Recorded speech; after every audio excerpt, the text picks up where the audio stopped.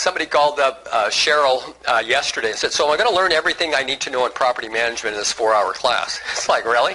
You know, yeah, and we got another class on how to become a doctor. It's a 6-hour class. You can, you know, we'll give you a scalpel at the end of it for graduation. It's like, no, it's a bigger field than that. And so as I'm drilling down into some of the subject matter, what I'm realizing is that, you know, some of it can be expanded. And so we're going to continue to offer classes. We're now, you know, doing a lot of webinars. We're starting to shift some of our delivery model into Udemy and some of those other platforms, in addition to you know, what we're doing in terms of real estate. Because whether it be for real estate folks or for landlords, you know, there's some overlap in some of the subject matter. So we're going to go through. We have a number of different areas that we're going to be looking at today. You know, one of the things that we're committed to doing, and what we've done more so than the last time, is adding more commercial stuff in, because there's a real, you know, void in terms of commercial property management, and we've got a lot of experienced people in the room. I don't have to be the expert. I just have to be the person that knows the expert, reaches out, and lets them have a voice that we can gain from their experience as well. So I think this is the 5th time we've done this 4-hour class. We did one about 5 weeks ago, right after my dog passed. Since that time, you know, we put 30 hours into these outlines, redoing them, tightening them up, broadening up some of the areas, because there's some needs. So we're really interested in hearing in your evaluation forms if there are some specific areas that you would like to see us drilling down into. Because property management could be 40 hours worth of training. You know, the IREM classes are strong, they're very broad, you can drill down and be very specialized. So as we're looking at needs that people have, we can adjust curriculum to kind of focus on that. The other thing that we will continue doing, because it was a great success last licensing cycle, is that those specialized property management classes where there's 20 hours of CE that's related to property managers is also going to be offered at least once and probably twice again this year as well. So we're going to be continuing to offer these classes. You're going to see some additional webinars that are available, you know, because if we're drilling down into a specific area, sometimes a little bit more depth is useful. You know, I'm involved in a couple of expert witness cases right now where the attorneys are attacking the property management company. We're going to kind of bring in some of that information as well. You know, where do you have the exposure? And the challenges in this one case that I'm working on right now, the attorney, brand new attorney, was licensed down in California, got engaged to a dentist up here who tore up a building. They waited 8 months after the dentist moved out when a fiance got their law license, filed lawsuits against, you know, everybody and their brother that were totally unfounded. It was a commercial property management, and the attorney was quoting from the Uniform Residential Landlord-Tenant Act as a basis of violation. It's like, it doesn't apply. You're talking about the wrong law. So there's differences between the two. Understanding, you know, where are the pitfalls, where are the dangers, where are some of the solutions that we can drill down to, and then also looking at, are there some regulatory modifications that could be made to give us more clarity? Little things like, you know, being able to collect more than 2 months worth of rent on a residential landlord-tenant situation. The law says you can't collect more than 2 months worth of rent if the rent is less than $2,000. Well, that was fine in 1977 when the law was written to address the pipeline sort of gouging that was going on when, you know, the landlords were charging several months worth of deposit. But now, you know, you got people that are, you know, heading over towards Afghanistan to look like a rock with a rifle sticking out of it, and they want to pay for the whole year in advance. And so it's like, well, now what do I do? And there's some dance around ways that you can do that. Or, you know, we could just change the law that says that you can't collect more than 2 months worth of rent unless requested by the tenant. Anytime you can just add a few words in to tighten something up, it's a lot easier to push through the legislature. You know, one of the things that we'll be recommending this time around, because people who are involved in professional property management all the time sometimes have to deal with idiots that mostly do sales, and every once in a while they go, oh yeah, I can do that too. And they just don't know.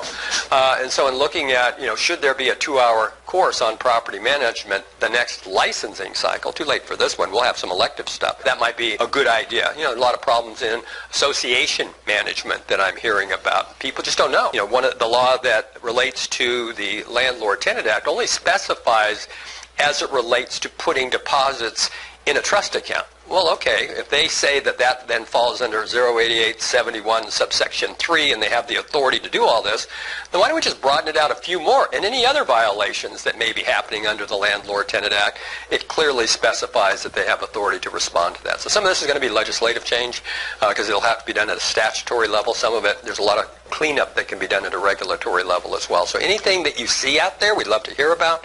If you see some problems that should be addressed, please send them in our direction so that we can get it out. Because sometimes it's useful to have a sort of a face bringing this stuff forward, because I get calls from people quite a bit, brokers, and addressing issues. I said, oh, here, let me put that together and send it to the Real Estate Commission. And the response is, don't put my name on it. I don't want them targeting me if I put that stuff out there. I said, that's no problem. I can be the shield. I can say, hey, one of my students said. And they say, well, which student? I say, hey, I got my Medicare card a couple of years ago, and so I don't remember what I had for dinner last night. I don't remember what student called me. I'm forgetful. I'm getting old, so I don't mind carrying the water on stuff like that, because it's really about creating a better environment for our consumers, for our industry. I'm not picking on everybody because we don't know what we're supposed to do when there's a lack of clarity. We make it up, we try it, and then all of a sudden we got an investigator knocking at our door saying, you can't do that. That's totally against the law. Seemed like a good idea at the time. What we have discovered is we did this class recently where we had half of the class, we had 28 people in the room, and half the class was from one company. And the focus that they had was, these guys are all breaking the law, so we'd really like you to address the law. Okay, I don't see a bunch of lawbreakers in the room right now, and I don't see anybody from that brokerage, so I think we're good. I'm going to give you the regulations just so you got them. Kind of that unknown. Oh my gosh, all these property management regulations. There's so much. No, there isn't. There's only one page of it. After that, you're kind of on your own. The Landlord-Tenant Act, kind of dovetails on some of it when we're looking at the residential space. And then 3407 and 3408, the Horizontal Property Regimes Act and the Common Interest Ownership Act, delves into other statutes that we are directly involved with, other condo laws. Really? So you're just going to let the Wild West happen out there?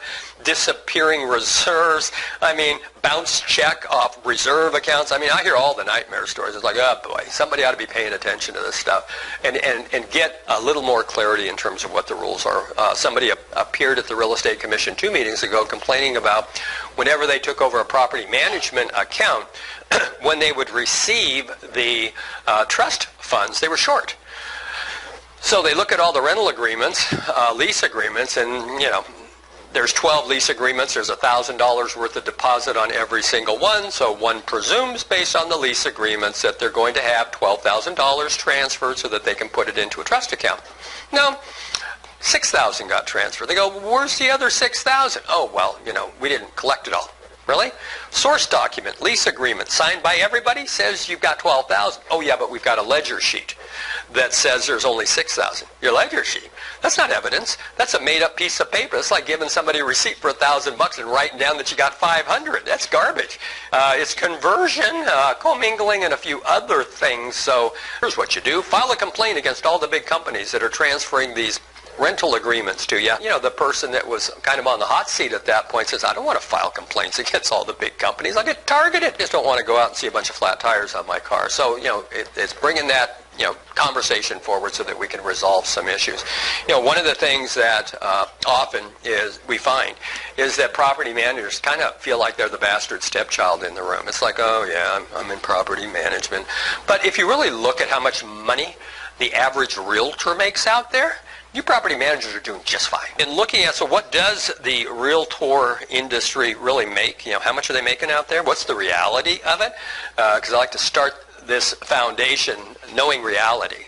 And so what we know is we're going to be doing a lot of interactive stuff. That's why I've got the room configured this way, because I just lecture up here. What's going to happen is, after 8 months, you're going to retain about 10 to 20%. But if we actively get you involved, the retention goes up. So adults learn better by drilling into it, talking to other people at the table, because here's what I think.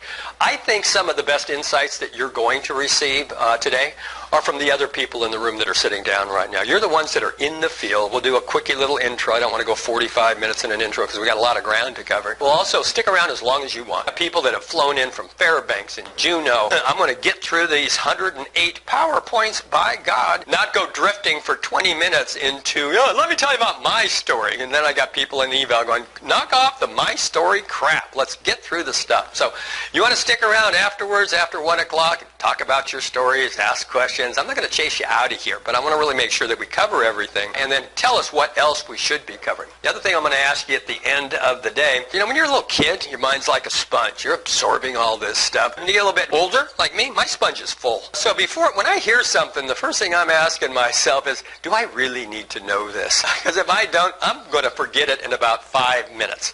It's like going to a party and meeting people. It's like, what's his name? When I was a CRS instructor, I learned the techniques to be able to name 100 people in a classroom and mastered it. I could do that.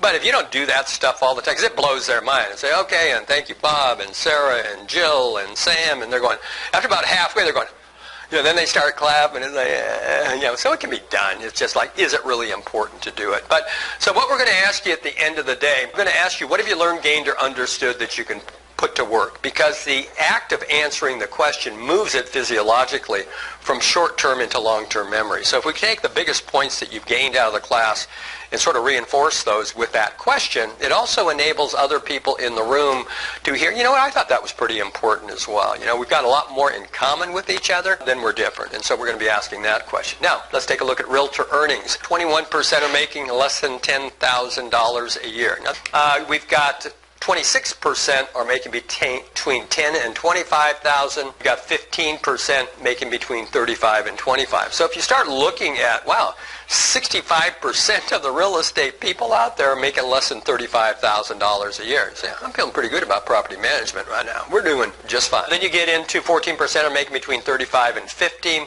12% are making between $50,000 and $100,000. 5% are making between $1,000 and $150,000.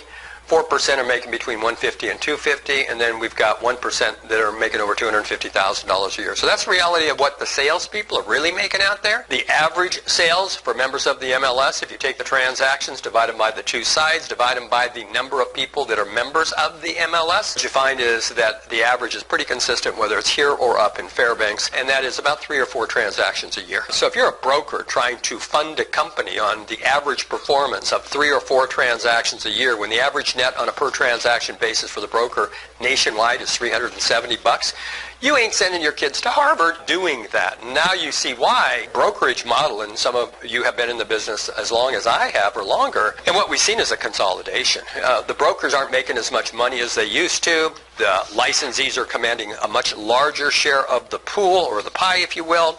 And so the profitability for brokers now has moved us in one of 2 directions. You're either going into specialized niche markets, property management, commercial property management, 3 or 4 very experienced people kind of pooling together with the shared receptionist. That's one model. And then we got the mega brokerages with 2 and 3 and 400 people, new models showing up.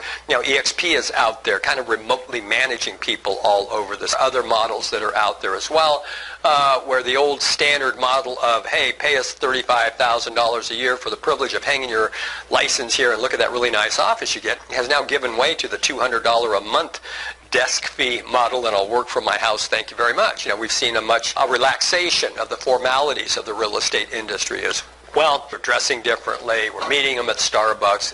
They don't need to come in and see all of our plaques on the wall. People don't care anymore. And so the model has been shifting as well. Okay, so upon completion of the class, you should be able to look at what questions can you ask and what can't you ask for service animals, because it's unclear. We're not really sure, or for a lot of people. And what I have the privilege of is in teaching property managers, some of the folks at Anchorage Neighborhood Housing Services and some of the medical folks, Lincoln Property Management was running all the management for Regional Hospital. And often what happens when, you bring in that group, somebody will say, well, what do you do about marijuana? We don't know what we can do about that. Well, then the hand goes up from neighborhood housing that monitors a lot of HUD properties and works closely with the federal government. And they say, we've got the definitive answer on that. We know exactly what you can say and what you can't say. It's like, oh, that's useful. Bring that in tomorrow. Because we did that in a 20-hour program. We asked about service animals. What can you do? What can't you do? Somebody said, oh, yeah, we've got that. We've got a handout from federal government that says what you can and can't do. Oh, that's good. I like federal federal government. That's a good thing. Getting that information, then distributing that out. We got some handouts for that as well. So what questions can you ask? What are the state and federal laws that impact property management? I've got one. I trained 200 mortgage originators how to pass the test. So I had to learn 28 federal laws for them and discovered one that applies to property managers that most of us don't even know that we have to be in compliance with. It's like, I'm looking at all this stuff. Boy, I'm sure glad we don't have to worry about that. Then I see property managers, it applies to them. It's like, oh boy, so we're going to talk about the Gramm-Leach-Bliley Act. Define and give the steps in the eviction process. It kind of varies a little bit depending on what judge you're dealing with and what area of the state. In Fairbanks, they don't even want to call it an eviction. Oh, that could hurt their credit. Let's call it a relocation. Huh? Where do you get this stuff, Your Honor? Don't call the judge stupid. They've got the black robe. You're in trouble if you do. We're going to look at the differences between commercial and residential property management because, as Marilyn said, there are differences. There are conflict. It's like, what am I supposed to do here? Oh, I know. I'll go to the Uniform Residential Landlord-Tenant Act for direction. Wrong direction. That's not where you want to go in a commercial deal. So we're going to drill into that a little bit more specifically. I think we'll be doing more classes moving forward in that because that's more than just, a 30-minute segment in a 4-hour class. There's a lot more that could be examined there to get everybody on the same sheet of music and get some consistency. Define and differentiate when security deposits may be kept. 4 considerations when setting up a property management company. List 4 services given by property managers when providing association property management. For those who want to jump into the condo management world, we'll take a look at those. In some cases, this is in your handouts, but you'll see some of the stuff on the PowerPoint is more than what you've got in the handout. We're going to look at some federal laws, Alaska statutes and regulations. They've tied the Landlord-Tenant Act back in specifically to the fraudulent and dishonest conduct section of 071 section 3. So there's only one little spot, then you'll see it in the handout, where they reference that they have authority over the Landlord-Tenant Act, but it is specific to the deposits to resolve issues are creating problems for consumers out there. The Horizontal Property Regimes Act and the Common Interest Ownership Act, those are the laws that relate to condo association management, which up until 15 years ago, you didn't have to be licensed to manage condos. When that law was changed, we grandfathered the association management companies that were already out there, we grandfathered them in so that they would quit complaining, and then forced everybody moving forward to have to go through pre-licensing, get their license, etc. We're going to take a look at. Now, some of the federal laws that we're going to be examining are going to include lead-based paint. There are some specific areas for landlords to be aware of that in many cases they're violating. They don't know. You're not evil people. You just don't know. So we're going to drill into that a little bit. We'll look at fair housing and ADA. ADA is more about commercial properties and making things accessible, but at the same time, it's kind of mirrored and piggyback when you get over into handicapped, relative to service animals and things like that. So we're going to, we got kind of 2 laws that we have to look at relative to accessibility. And then the Fair Credit Reporting Act, which we're also going to address, because if you deny somebody a rental unit based upon certain criteria, i.e., I got your credit report, you ain't moving in, I don't even want you in my office anymore. But if I'm denying them based on the credit report, then there are specific things that I have to do. If I'm denying them because they've got lousy job history and they don't make enough money and they beat up their ex-wife and their last 3 property managers, hey, it wasn't based on the credit report, it doesn't trigger that requirement of documentation. But if it's based on credit report, a denial based on what I found, then there are specific steps that we have to take. And specifically, what those steps are, you've got to send the applicant an adverse action letter. It's like, hey, we looked at your credit score. There were some issues on it. The 27 collection accounts were kind of an issue for us. Credit score of 212 was a little low, so your applicant was not accepted. So you've got to give them the reason why you rejected it, the name and the address of the agency that reported the negative information, because if you pulled a credit report denied on that, then they can contact that credit reporting agency and get a free copy. They say, well, why don't you just give me a copy of what you got? Nope.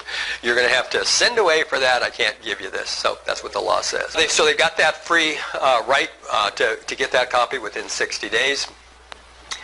In addition to that, next one is lead disclosures for rental properties. Based on the Lead-Based Paint Hazard Reduction Act, Title 10, and it applies to rental properties permitted or built prior to 1978. So that's the trigger date. Same thing for lead-based paint in residential sales, but there's a couple of variances property managers need to be aware of. So here's the key one. Before signing or renewing, wait a minute here. Well, they signed a lease for 2 years and now I'm renewing it, so I gave them the lead-based paint disclosure before. I guess I don't have to do it again. Yeah, you do.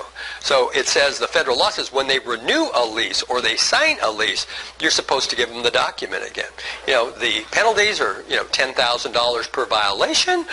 So you don't want to just kind of ignore this, because where we gain exposure, the landlord says, hey, do we have to get that lead-based paint thing signed again? You go, no, we got it signed already. Great. Now you own the lawsuit, and you're going to make the payments on that. So they've got to disclose, landlord's got to disclose any known lead-based paint or hazards on the property. In addition, if we're going to do some renovations, the tenant must receive lead hazard information 60 days before the renovation begins. So, yes. Jerry, how does it affect with your owners when they sign a lead-based paint form? Is that good for the entirety of that management contract? Because, it might be 10 years I've managed that property. Right. Is that... Here's where I am. It might be okay with the owners because they're aware of it, but it's the tenants that are then required to receive a new one every time they renew the lease. And so then the question becomes, well, after the 1-year lease, remember this is residential, so relative to that 1-year lease, a lot of times what happens is, okay, great, they were in a 1-year lease, but they've shifted now to a month-to-month. Now what do I do? I don't know. It's a gray area. I'm kind of paranoid. I'd get it signed anyways, just to be on the safe side. But there isn't necessarily lack of complete. It's pretty weak. Because the thing is, if you're not getting it signed month-to-month, it gives you a great excuse to start extending the lease out for 6 and 12 months at a time. Is there some exposure if I don't get it signed on a month-to-month? There could be. Who's going to be dealing with you? EPA. Do you think EPA favors landlords and real estate professionals? No. So I'm real paranoid. I kind of err on the side of caution because I've seen abuse by bureaucrats that don't have a clue, that all of a sudden decide that what you've done by not getting those renewals signed is a serious violation. Well, maybe not really. So I remember we were over in Hawaii 2 years ago, and Toby Mathis, who comes over from the Anderson Group, teaches, because we bring in like 4 attorneys. We'll have like 4 attorneys this year. We're doing a bunch of classes again. We got 70 people signed up already. But, he said, went to law school for 3 years, spent $150,000 getting educated to understand that when I got out, when somebody asked me a question, the answer is, it depends. So in a lot of these, it kind of depends. There's not a lot of clarity. It's like, well, I'm trying to do the right thing, but this seems kind of silly. Is silly going to get me in trouble if I don't do it? Marilyn? I have a question on this. It says, or hazards on the property. Okay, on this, does this pertain to lead-based, or is it when you put more hazards on this property? Well, lead can come in a variety of forms. Okay, so EPA regulation. Now, and the answer probably should have been what? It depends. Because, it seems like at the federal law there's a bunch of sister regulations that go right along with it. When the bureaucrats are building out regulations and they're tying it back to hazardous conditions, it's not to say that it can't expand out from there. But I'm just focusing, right now on this specific law. Tammy? In the residential leases, if the house is built after 1978, would it not be prudent to maybe put a clause in that lease that says this house does not require the lead disclosures because it was built in 1984? So here, and everyone reads it, signs it, and you could. that. Here's the deal. Here's what we know. If it was built or permitted prior to 78, we have to disclose it. Does that mean no lead-based paint was used after 1978? No. That's when they put it all on a big old barge and shipped it up to Alaska and went out to the military someplace, sat there for 15 years, and then the next thing you see is, oh, there's a surplus sale out there, and a painting contractor says, I can buy that paint for $1 a gallon. I don't care what's in it. I've used lead-based paint when I got out of the military back in 75, before it was illegal. We didn't know. Lead-based paint would typically not be used on the walls. You'd use latex for that. It was used in the trim because it really hid the brush strokes well, it dried really quickly, and it was easy to work with. We didn't know we were poisoning people. The concern I would have, you won't have to worry about lead until you realize, oh, wait a minute, what about all those OD green cans of white paint down there? Oh, there might be some lead in there. So, I might tell a client that, listen, this house was built or permitted in 1980, so you don't need to have the lead-based paint disclosure. However, I want to make sure that your family is protected because somebody could have used some lead-based paint afterwards, and we know it's bad for kids. It's sweet, so you'll eat it when you're a kid if you can't afford candy. You know, I was like that when I was a kid. Hey, you don't have any money for candy? Pull off some lead-based paint, suck on it. Except for that little twitch I have, I'm okay. But, you know, so kids will eat it. I know that the problem with lead-based paint, because I've had lead poisoning before when I was doing creative real estate. So did my wife. She was down for 6 months. That's probably why she's an ex-wife. But what would happen would be is if you know that there's lead-based paint, just put another coat of paint on it. It's when you start scraping it and sanding it and throwing it up in the air, that's when it's going to get into your lungs and create a problem. It can also happen people walking this stuff in. Remember the Chinese for a while were painting cribs with it. It's like, we'll get rid of the Americans one way or the other. So it can show up and be manifest in other areas as well. So there could be other lead hazards besides just lead-based paint. You know, their favorite hobby is rebuilding car batteries in the backyard. Well, there's going to be some lead hanging around that stuff. So it can show up in other ways as well.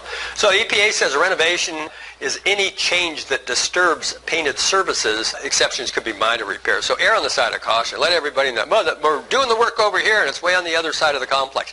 Give it to them anyways, because these things can get really spendy if you don't. They've got to sign the EPA-approved disclosure form to prove the landlord told the tenants. Property owners got to keep that as part of their records for at least 3 years. If you're going to hold it for them, sure, fine, whatever. In addition to that, the landlord has to give every tenant a pamphlet, protect your family from lead in your home. They don't do it, $10,000 for each violation, 3 times whatever damages could occur. So it can be really expensive. You've got to disclose any lead-based paint or hazards on the property. Think of that as lead hazards on the property. Regulations developed under the Federal Toxic Substances Act. Common area is going to be affected. The renovator's got to distribute the EPA booklet as well. Notice to every rental unit in the building describing the nature. So the federal law says every unit. You say, yeah, but, you know, they're way over there. They're not going to have to worry about every unit. Follow the federal law so that you don't put yourself in a bad situation. Where is the location of the renovation work? Where are they going to be conducting the work? What are the dates the work is expected to begin and end? All has to be in there as well. Now, we're going to shift out of lead-based paint and take a look at the ADA reasonable accommodations as it relates to service animals. So, as I mentioned, you know, there's the Americans with the Disability Act that kind of addresses more commercial type of situation, whereas fair housing, you know, kind of piggybacks a little bit in terms of handicap status. So reasonable accommodations, you know, having a service animal policy, as I mentioned. In your downloads, there's a 5-page pet policy guideline that we've got for you that is provided by the folks at the Americans with Disabilities Act. So it's like, okay, I'm just using the federal form that you recommend. It seems like that's about as close as you can get if you're going to give me a hard time. So here you see the pet policy. Clean up after your dog inside and out. Keep all pets off the furniture. If your pet goes on the furniture or sleeps in your bed, please bring your own blankets along to cover furniture, using your bed during your stay. So this is like, you know, for hotels. Please put our bedding on the closet shelf. There may be a fee if the policy is not followed. It's just an example of what we might see in transient housing because that's getting a little more complicated now as well with Airbnb. And we got people saying, well, you know, do I have to worry about the Landlord-Tenant Act? No, under 0888-900 you don't because temporary housing is not real estate as far as the definitions of real estate. And this pet policy, we're just trying to not get in trouble. So what we're going to do is it's going to be our first little group exercise. You know, get in 3 or 4 people, whatever is kind of convenient, not too hung up on the number. We're going to be looking to answer these questions. Does the service animal have to wear a vest or a tag? Secondly, when the job of the service animal is not obvious, what questions can be asked? What questions can't you ask? Someone in my business is allergic or scared of dogs. Can I remove the person and their animal? What can I do if the dog exhibits aggressive or disruptive behavior? So get into groups, 4 or 5 people. Let's get some answers on these. Don't worry about being right or wrong. Let's just get the discussion going about it. See if we can't open it up. Okay. Everybody clear on instructions? We'll go to work. Quit looking at me. She knew. I'm sure she doesn't have a problem with that, you know.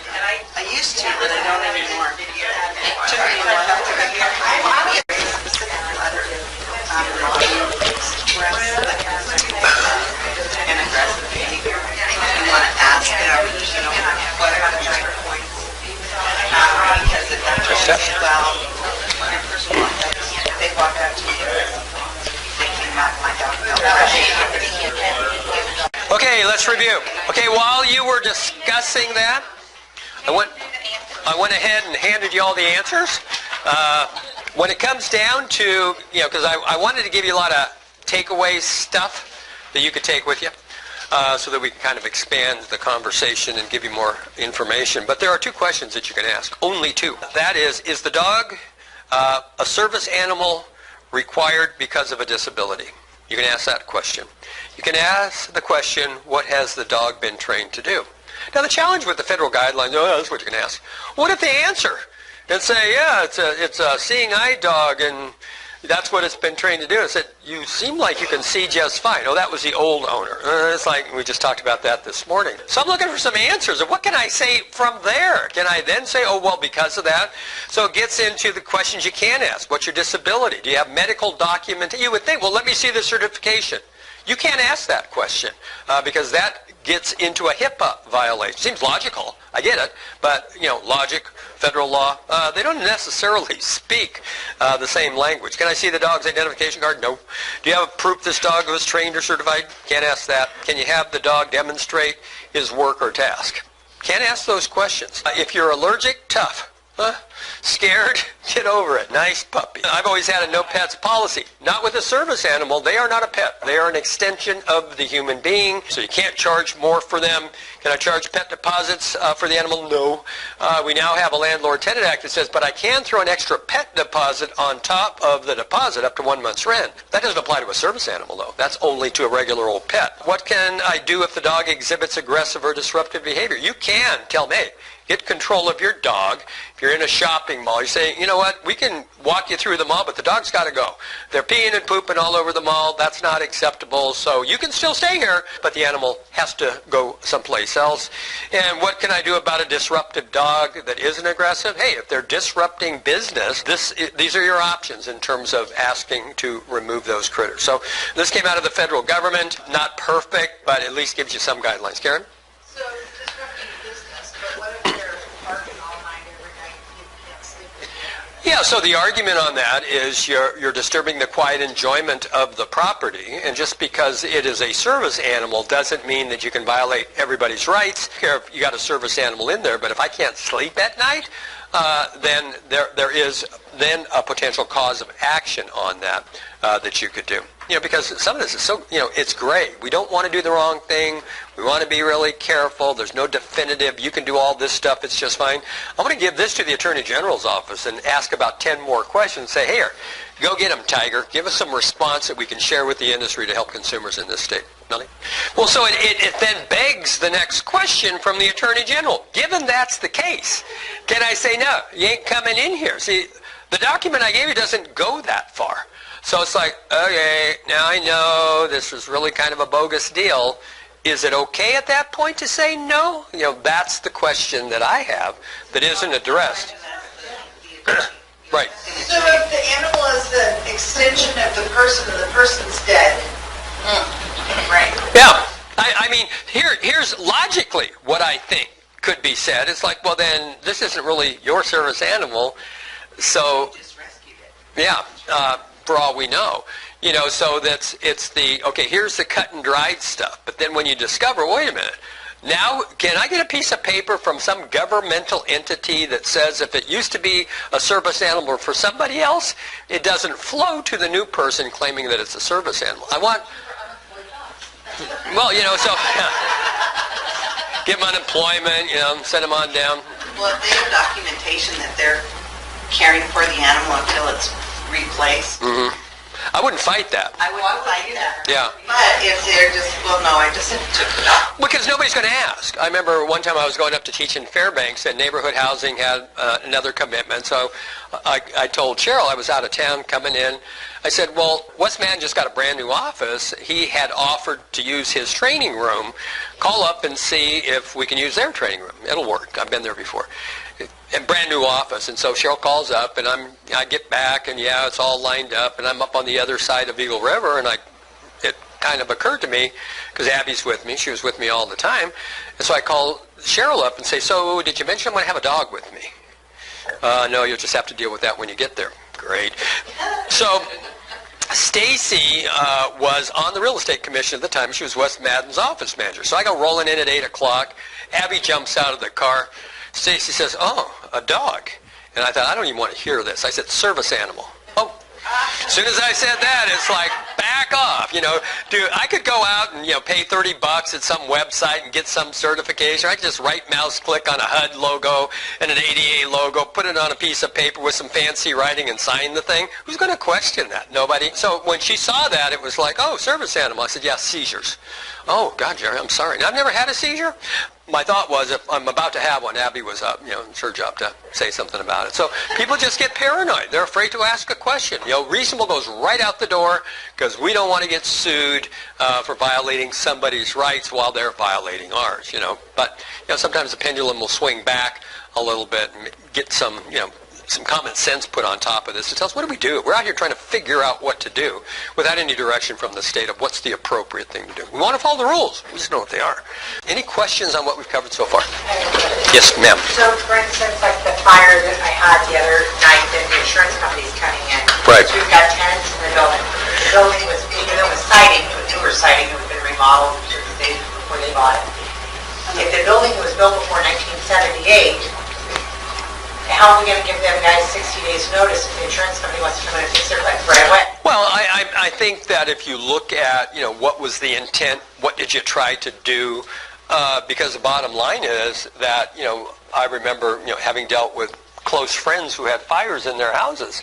If you have a fire in an old house, or an old building, and it was built, permitted before 78, you may be opening up a can of worms you never even imagined. Because now all of a sudden, not just anybody can do the work.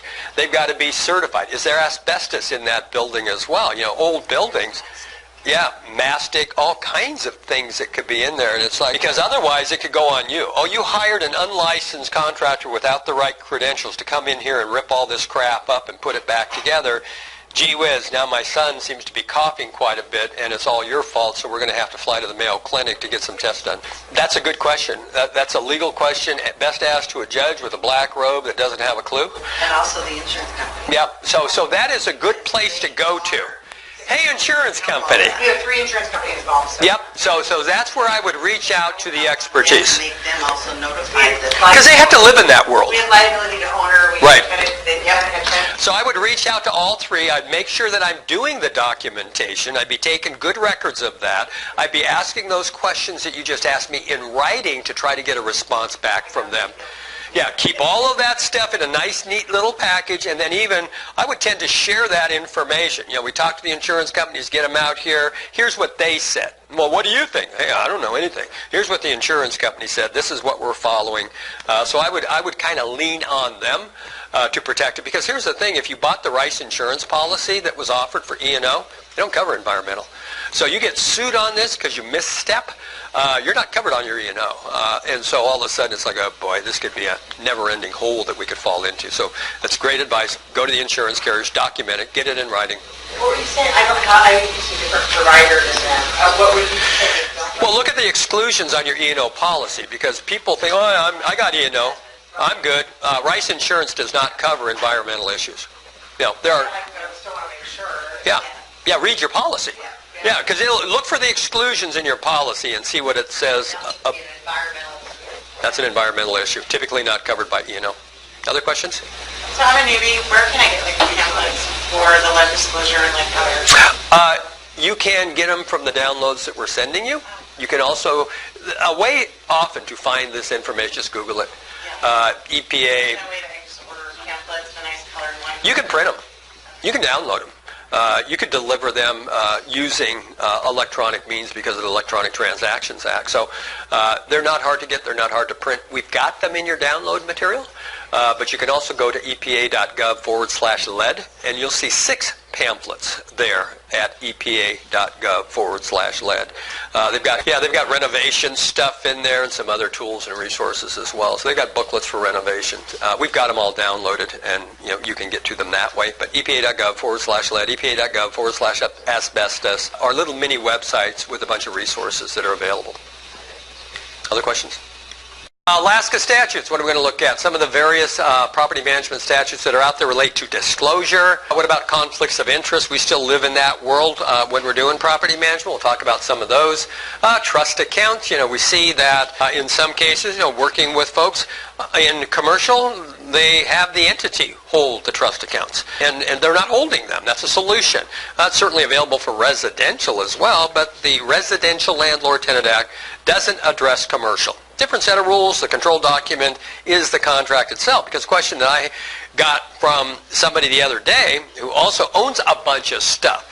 So they own a bunch of stuff. They've done really well. Their parents homesteaded here. They've got a couple of thousand storage units and a bunch of buildings. He said, we own all these entities that have security deposits. Do you see anything in the law? You asked me this last week. Do you see anything in the law that would preclude us from putting those deposits in some security or some other interest-bearing account? I said, the law addresses the brokerage's trust account. It doesn't address a commercial entity who has the right to go ahead and hold that deposit as long as they're holding it. And, to err on the side of caution, I would disclose it to the tenants. He says, we've always got plenty of cash, no problem. We know how many people move out. We got so much money. We're just thinking, we're sitting on $1 million worth of deposits. If we put those in a 3% interest bearing with our entities, is that a problem if the fact is that we're a broker as well? I said, the interest bearing relates to residential, but if the entity that you own is holding it, I'd go for your disclosure of conflict of interest under 391 and then get the tenant to agree. Yep, go ahead and hold them in there. I hope you make a bunch of money in the meantime, because that will enable us to put downward pressure on rental rates as long as everybody knows it, it's disclosed. Nothing in the law that says you can't do it. Tenant's money, though, security deposits. Right. And the entity... The owner of the building. And this is a commercial transaction because you have to, kind of qualify it first, because in the Landlord-Tenant Act, it says that the landlord will put it in a trust account. But that's the Residential Landlord-Tenant Act. There's nothing specifying that that's necessary in a commercial transaction. If the end is making the interest of the tenant's money, wouldn't that belong to the tenant? It's not in commercial lease. Yeah, so the way they can cover that to make sure they can't bitch about it later is disclose it. We're going to put this in a security instrument that's going to generate us a whole bunch of profit, we hope, that will maintain downward pressure. And if you want to move in, you've got to agree to that. Do you agree? Oh, yeah. Okay. All right. Here you go. So it's understanding those distinctions, whereas we would have, residential, different answer. Commercial, different. Okay, so Trust Accounts, Common Interest Ownership Act, Horizontal Property Regimes Act, Uniform Residential Landlord-Tenant Act. So there's a bunch of laws out there to be aware of. We know the disclosure issues. When we start to provide specific assistance, we're supposed to give them the AREC. That would include when we enter into one of the definitions of when do you trigger the point of specific assistance, when you're entering into a personal services contract. That's a generic term for just about any document that we would use when we're entering into a relationship with a consumer. A lease agreement, a property management agreement, a sales agreement, association management. So we would need to get this thing signed. Requires the disclosure, licensee relationship, signature on the required documents by the landlord or tenant, unless you hit the exception, which is this next one. What are the exceptions to that? The exceptions are relative, if you look at the law, to the signature on the form. Doesn't say we don't give them the form. It just says they don't have to sign it. If they're a publicly traded company, I give them the form. They say, I'm not going to sign this. You say, you don't have to sign it. I just have to note that you took it, because it's basically letting you know, I'm not a Ford, I'm a Chevy. I'm not an agent, I'm a licensee. One is a doctor, one's the receptionist at the medical firm. They're not the same thing, and that's what this form is designed to do, is to let you know the nature of the relationship you will have with a real estate professional here in Alaska, which, oh, by the way, is the lowest standard in the nation for consumer protection. Government agency, you don't have to sign it. If you're a business with a $2 million net worth last year and you ask not to sign it, you don't have to sign it. But the exemption is the disclosure of the signature on the disclosure, not that we don't give them the form. You give a form in a residential environment that doesn't fall under these exceptions, and you say, well, they won't sign it. Now what do we do?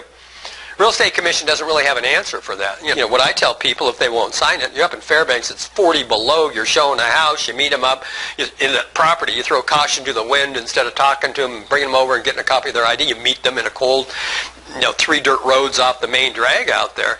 You jump out, you say you're going to have to sign this form. Well, you're not going to have them do it on the hood of the car because it will freeze your pen. So you let them come all the way in. You say, okay, you got to sign this form now. They go, I'm going to sign that. It's like, now what do I do? They're already inside the house. That's when you say, once you go back outside for a minute and come back in, I take a little pen and a little piece of paper and I put OPENHOUSE. I have them come back in. I said, here, hold this, goober. Okay, what does it say? Open house.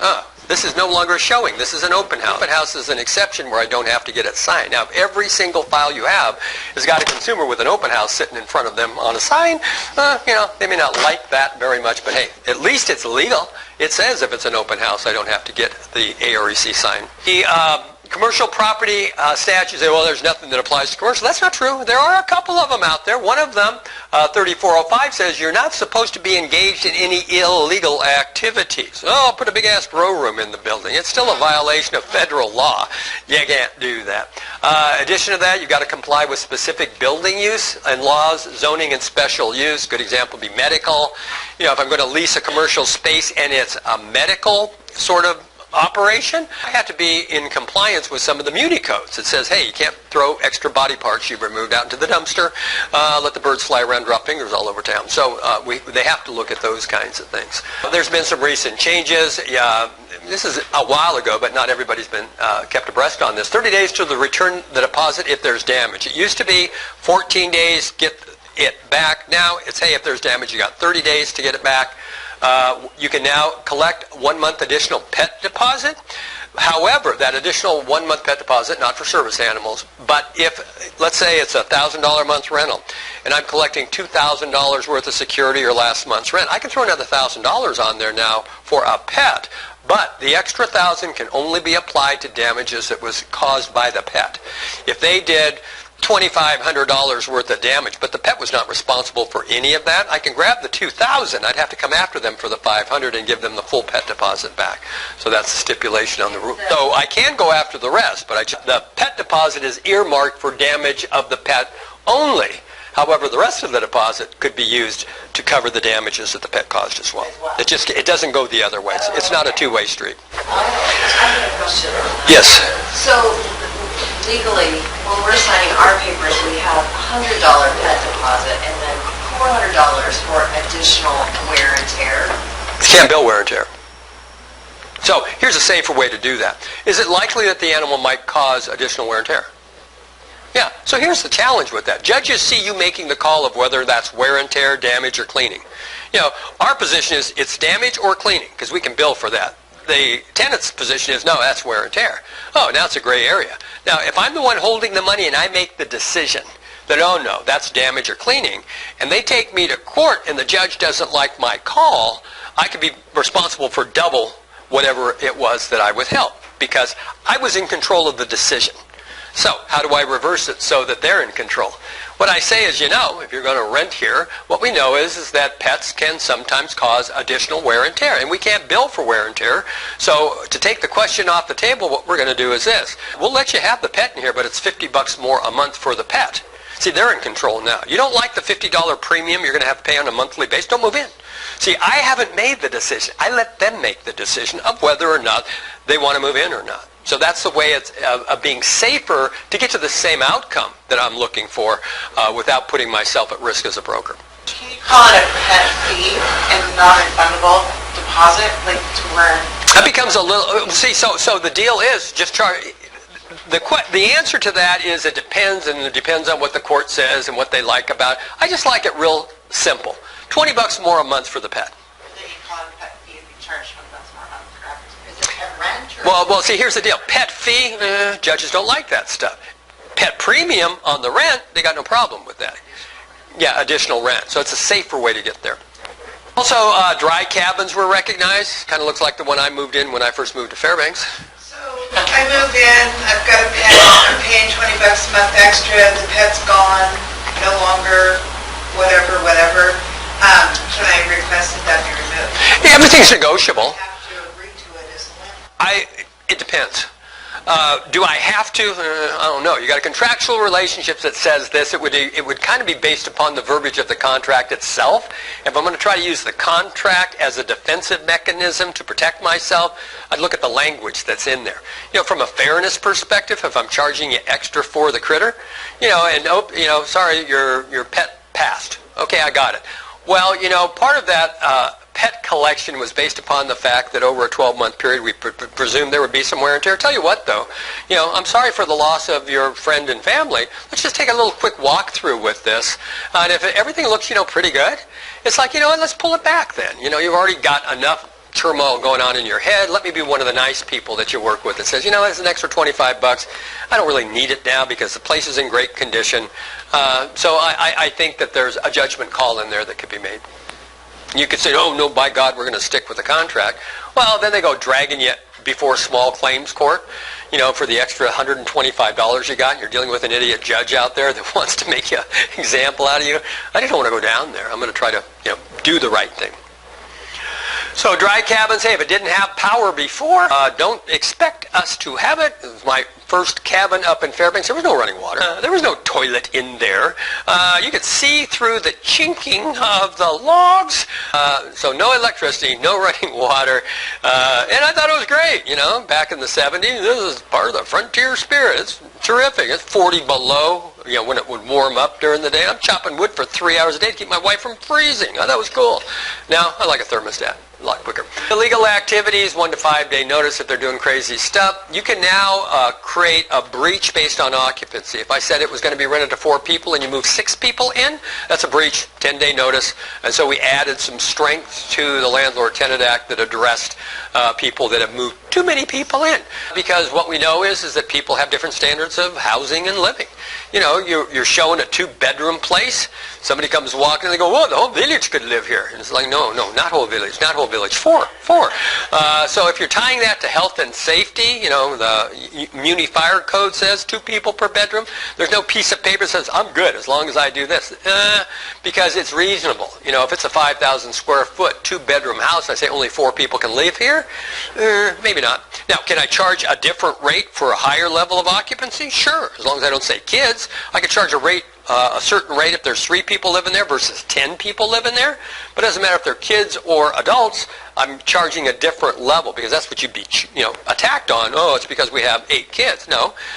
See here, 10 occupants. Didn't say anything about kids. There are no kids as far as HUD is concerned. They're just small people that make a lot of noise, and you can't use the word kids from 78.